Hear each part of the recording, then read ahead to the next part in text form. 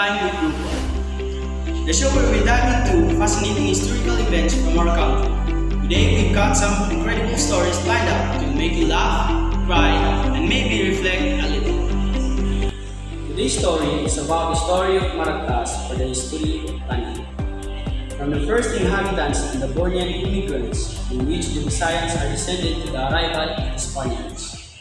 I want to kick things off with the story of the author, Pedro Monteclaro. Born in Niagaw, Iloilo in 1850, was a local leader and hero during the Revolution in American invasion. He served as the president of Niagaw in 1901 to 1903 and published Maragtas, a significant historical account. Monteclaro was a poet in both the vernacular and Spanish. He died in 1909 and is memorialized at Camp Monteclaro, where his statue stands. Maragtas is a term meaning history in Visayan, though some believe it has Sanskrit origins. Pedro Monteclaro wrote Maragtas reluctantly, fearing it might seem presumptuous, but his desire to share the history of Panay's first inhabitants, the arrival of the Datos from Borneo and their customs before Spanish rule, drove him to complete it. Pedro Monteclaro found two fragile manuscripts about Panay's early history, one from an elder and another from his grandfather's papers. He copied the records in 1901 but delayed publishing, hoping someone more qualified would write the history. The Maragtas begins with an introduction by Salvador Laguda, followed by Pedro Monteclaro's foreword and 6 chapters. Chapter 1 provides an anthropological overview of the Aitas and Ritos of Panay, focusing on their customs, clothing, dialect, and leadership. The chapter highlights the heroic figure Maricudo, son of Chief Pulpulas. Chapter 2 recounts the arrival of 10 Datos from Borneo, fleeing the tyranny of Dato Makatuna. They negotiate with Maricudo to purchase Panay, offering a gold hat and basin, along with other goods. The Datos, including Sumakwed, Pute, Bangkaya, and Paiburong, settled in various parts of the island. Notable events include Pute's return to Borneo and Sumakwed assuming leadership of the settlement. Chapter 3 tells the dramatic love triangle between Sumakwed, his wife, Kapinangan, and her lover, Gurung. After discovering the affair, Sumakwel kills the lover and orders Kapinangan to be executed. However, she survives and is later mistaken for a goddess, whom Sumakwel unknowingly marries. Chapter 4 describes how Bangkaya, Sumakwel's brother-in-law, saves a woman through massage, gaining various seeds in return, which he and Sumakwel plant around Panay.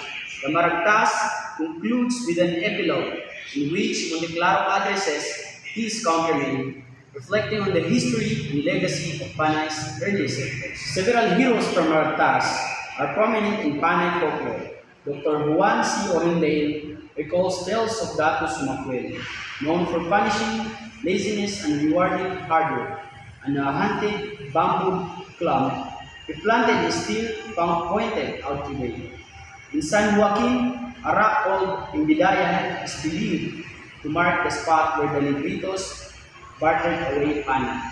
Chapters 2 and 3 of the Maragtas are primarily narrative and closely resemble an earlier mid-19th century document translated by Father Thomas Santarin in 1858.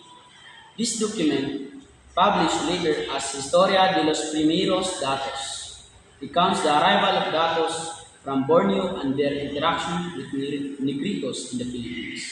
The chapters share common elements with the historian, including genealogical details and specific events, but lack extensive historical data. In a comprehensive list of names, the narrative reflects oral traditions and includes elements like the marital issues of the Datos and details about deities and descendants.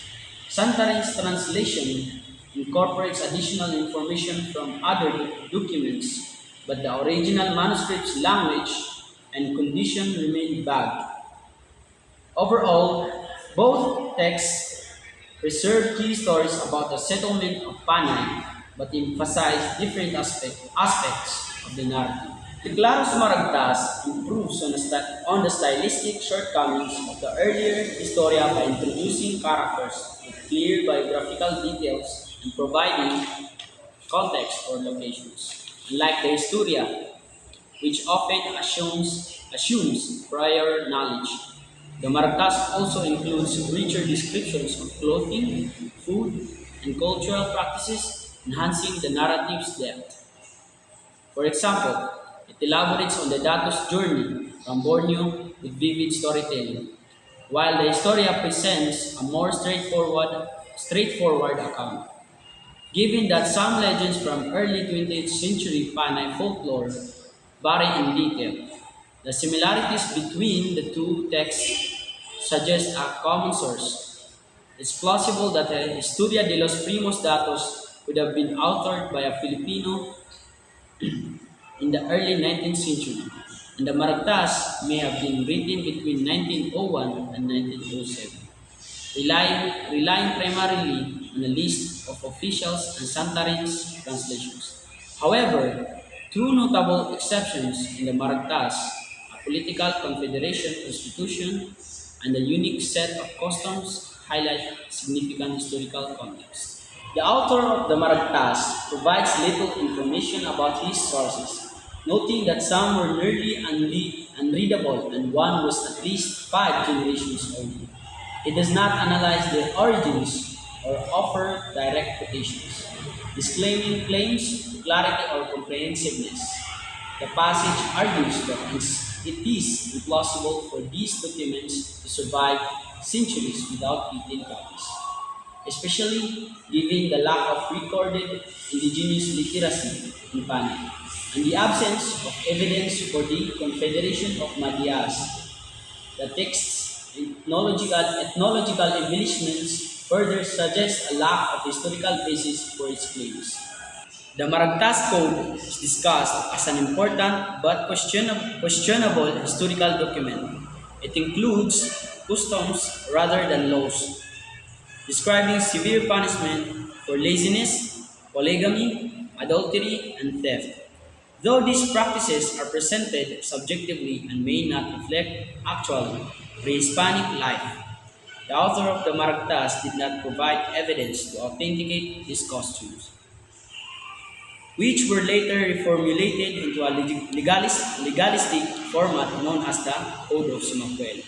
A parallel work by Guillermo Santiago Quino claimed to translate the Código de Maragtas from ancient Filipino writing but lacks credible sources and evidence of authenticity.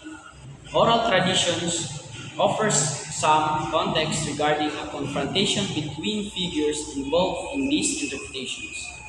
In the rich tapestry of Philippine history, there lay the mysterious Maragtas Code. For many years, this document remained largely overlooked, its significance lost to the scholars of the early 20th century, before the Japanese occupation. Few historians referenced it, with Josue Sonkuya being one of the rare voices catering mostly to a Spanish-speaking elite.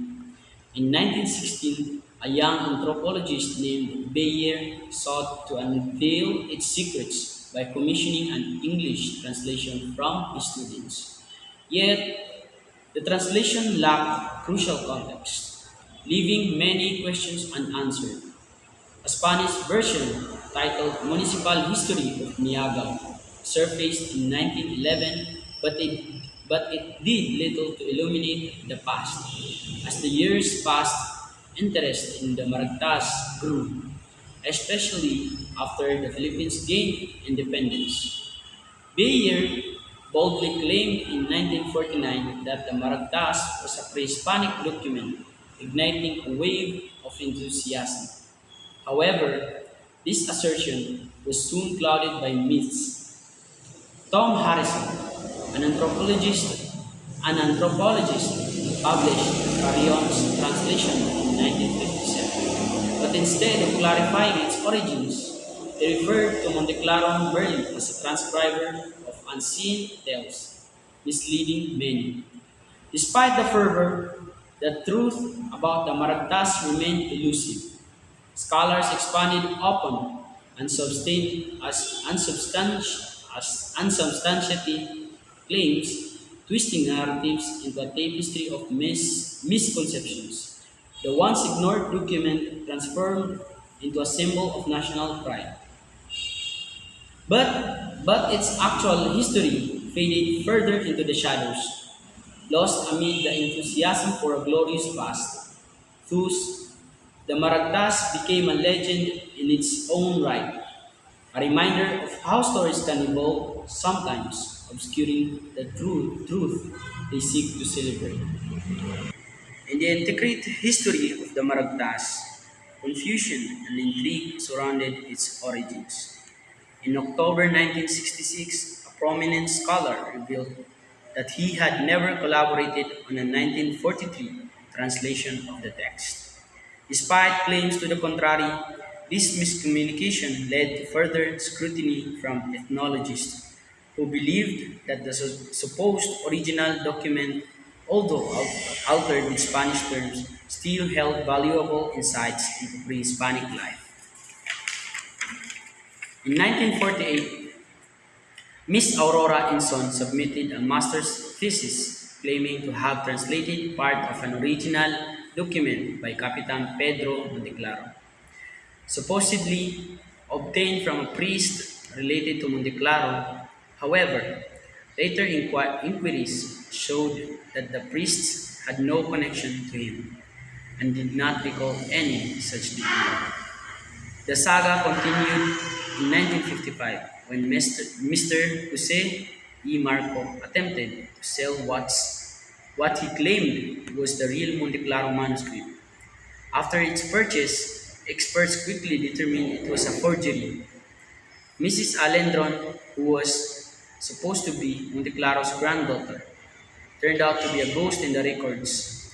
Amidst these discoveries, the Maragtas also inspired creativity.